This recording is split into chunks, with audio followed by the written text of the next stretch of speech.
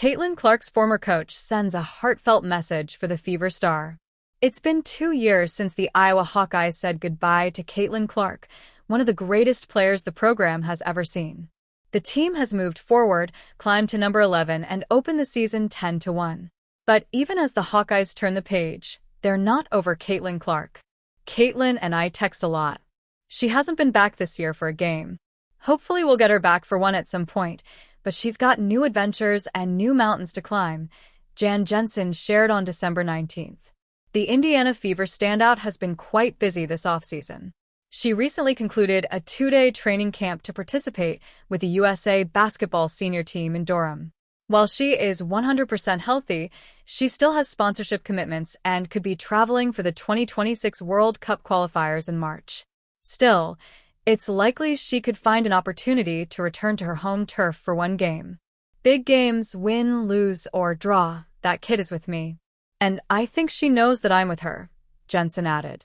One time this year, Taylor Stremlow got a technical during a game, and Caitlin tweeted about it really quickly.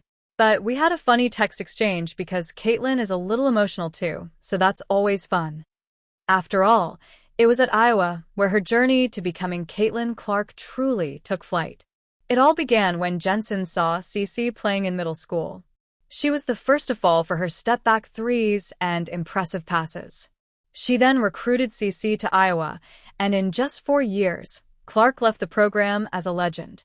Yet, for Jan, number 22 still remains the same kid she met years ago.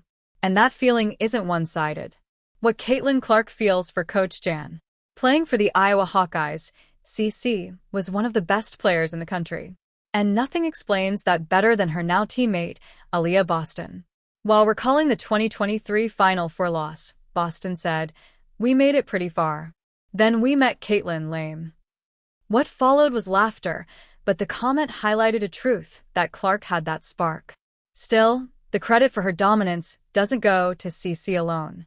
It is shared by her coaches and her mates too. That's why when Jensen took over the helm, CC was just as excited. "The program's going to be in a really good place with Coach J taking over," she said. "She's been very selfless. She's had a lot of head coaching opportunities, but passed those up to help our program become better. Having that common figure in the locker room for the girls who are still there is really important." So yes, the bond runs both ways.